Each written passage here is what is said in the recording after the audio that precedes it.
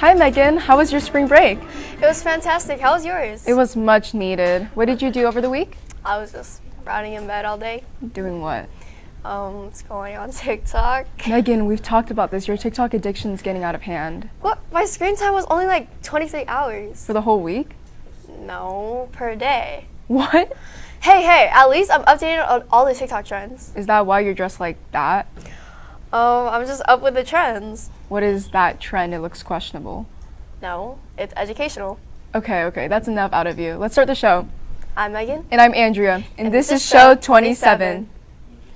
In the TikTok quiz party, there was a leader. Lucky for us, we're voting for our ASB leaders on April 15th and 16th, so make sure to check your emails for the voting forms. And don't miss out on seeing who our newly elected leaders are at the reveal on April 17th at the rally court during lunch. Good luck to all the candidates. Megan's choice to endlessly scroll TikTok is bad for her health. If only there was someone who could help her make better decisions. Luckily, when it comes to making healthy food choices, there's a group who can help us out. Let's head to Josiah to learn more about them. Thanks, anchors. As you guys know, there are many student-led organizations and groups within our area. Today, I'm here with Healthy Eating Initiative, a group that shows the importance of healthy eating. Let's go see what they're up to. One highlight was the food sorting activity, where students discovered the building blocks of a healthy meal. It was eye-opening to see them engage with different food groups and understand how they all fit together in their plates. From blending delicious smoothies to getting their hands dirty planting seeds, the kids were fully immersed in hands-on activities that sparked their curiosity and left them eager for more. To learn some more information about the organization, I talked to the president, Rehan Mohammed. So HEI is Healthy Eating Initiative, and we're a 501c3 nonprofit that's dedicated to giving preventive education to students from the K-5 level on healthy eating in order to prevent the obesity epidemic. Fast food and the whole processed industry is huge, and obesity is a major concern of many people in America. And we're currently trying to address that by teaching kids at a young age of what healthy eating is and what it means. Healthy eating is not just a diet that you take on for 1, 2, 3 months maybe, but it is more a lifestyle that you adopt. As the day wrapped up, you could feel the energy buzzing with excitement and new profound knowledge. Inspired by the Healthy Eating Initiative, these young learners set off on a path toward healthier habits. Wow, what an amazing experience that was. I definitely learned a lot. Anyways, this has been Josiah, and back to the anchors. I'm so sad the seniors are all leaving. Too bad they won't get to experience my awesomeness. But here's some important dates to keep in mind. Senior Assembly on May 1st. Place and line card distribution starts from May 28th to May 30th. Library book, textbooks, and Chromebooks are due May 30th, as well as senior awards being that day as well. Cap and gown distribution on the next day, May 31st, along with senior activity on grad run and the senior baccalaureate on June 2nd, then graduation on June 6th, grad night on June 7th, and finally diploma pickup on June 7th. Wow, that was a mouthful. You know, TikTok has a lot of cool art trends, like the switching canvas trend, but this is nothing compared to our visual arts students' recent exhibit. Luckily, Katrina was there to showcase the art pieces for anyone who missed it. Thursday, before spring break, there was an art exhibition, one where they showed off all the art made by a lot of our visual art students. From short films to ceramics, this elaborate gallery showed off a wide arrangement of art pieces of various shapes and sizes.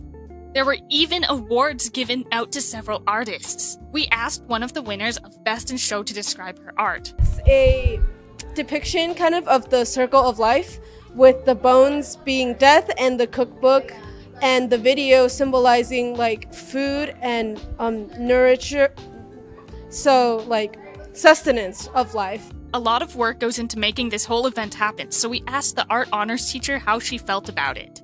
It was really great to see everybody in the MPR looking at the artwork, and the students really enjoyed being in the show. So we're going to have it next year. I can't believe all this art was made by our very own Arcadia High School students. It's like walking into an art museum. Be sure to check out this art exhibit next year. And this has been Katrina. Now back to the anchors. Unlike me, are you actually a good student with hopes for the future? If so, you should definitely join the CSU Northridge presentation on April 16th from 6 to 8 with our Zoom meeting down below. This spring, so many movies are coming out, it's hard to keep track and review them all. But 2 movies stood out, Ghostbusters, Frozen Empire, and Monkey Man. Let's head to Ronan and Henry to hear their input on these newly released films.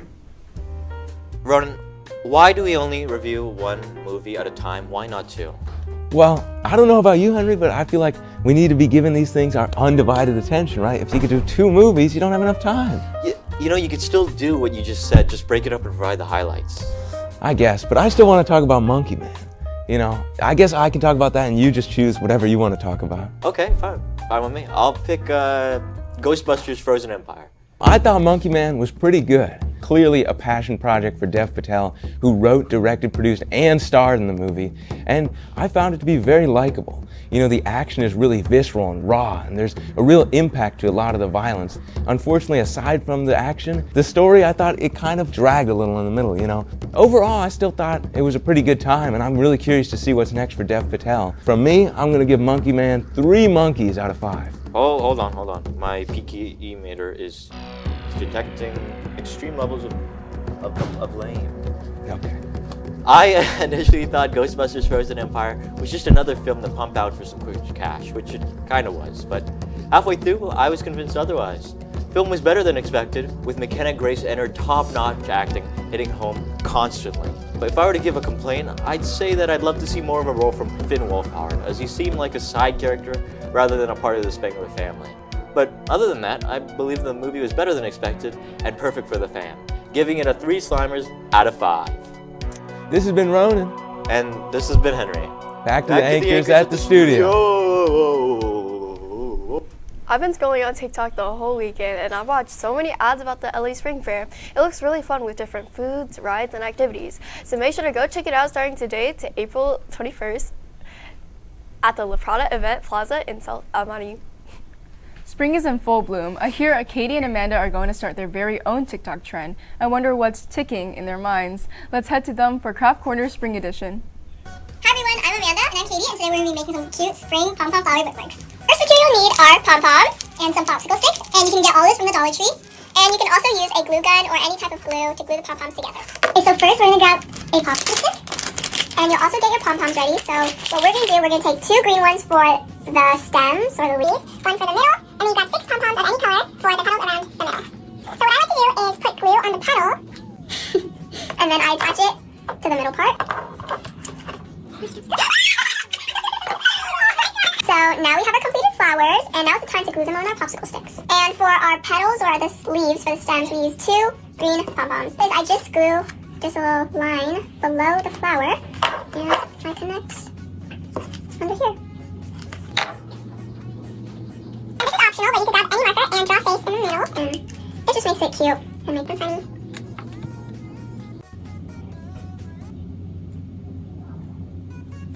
Flower reveal on 3, 2, 1. These are super quick, super easy, and very affordable to make. Thank you for tuning in. Make sure to follow us on TikTok. Now back to the anchors. Fit, Megan, the fit you gave me is low-key fire. What is this for again? Don't worry about it. Wait, speaking of TikTok, didn't Orchesis make a TikTok with us for their segment So You Think You Can Dance?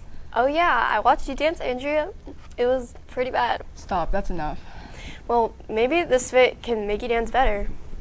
I think I should leave it to the professionals. Actually, Orchesis is having an upcoming dance show, so let's get a bit of a sneak peek.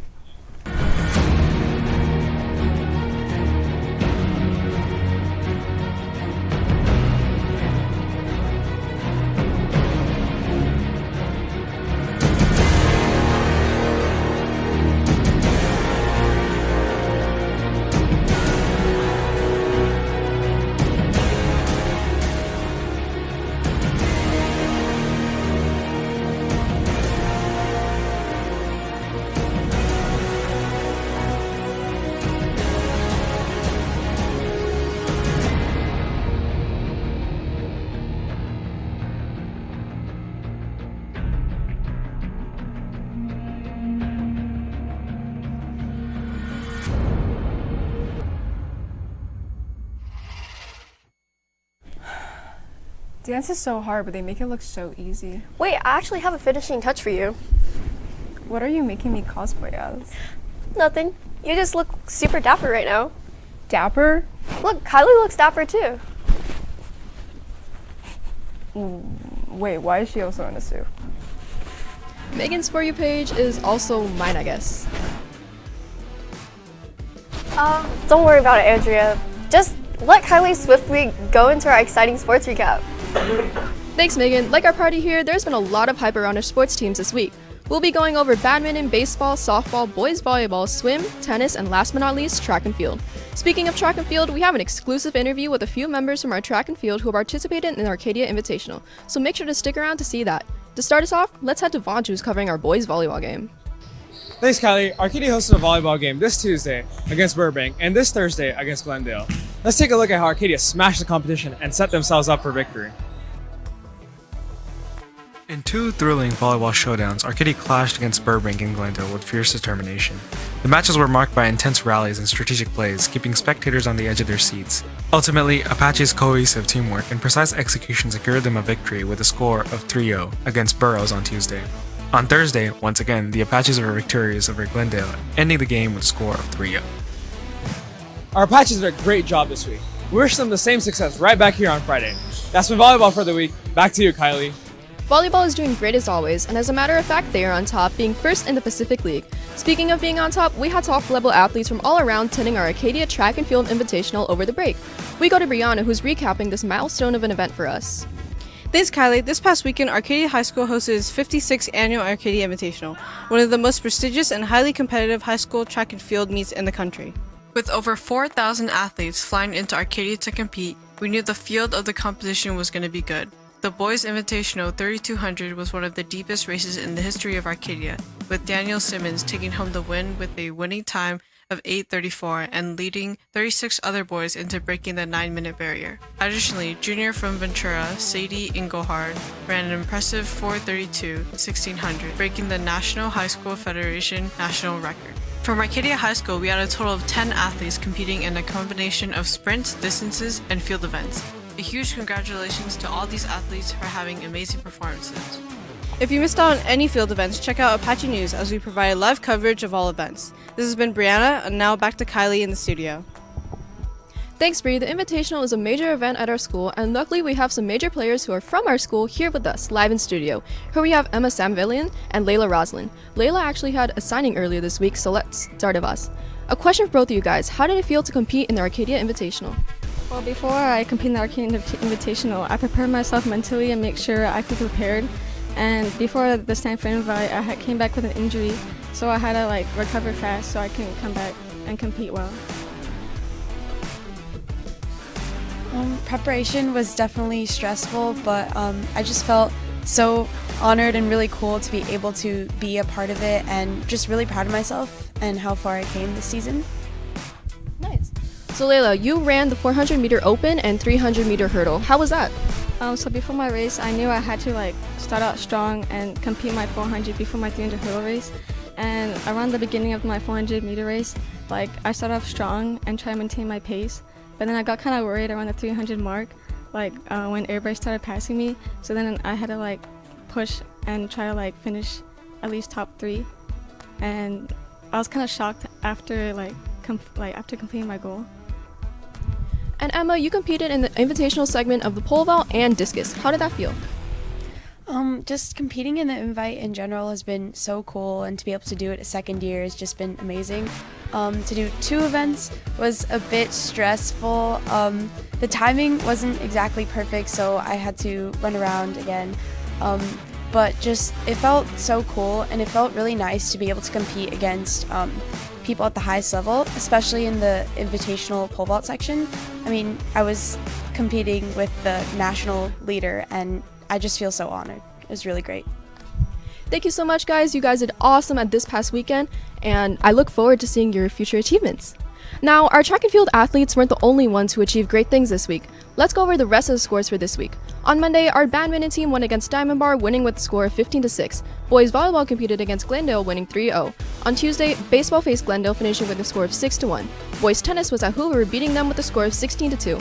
Boys swim swam to Muir, knocking them out of the water with a score of 135-34.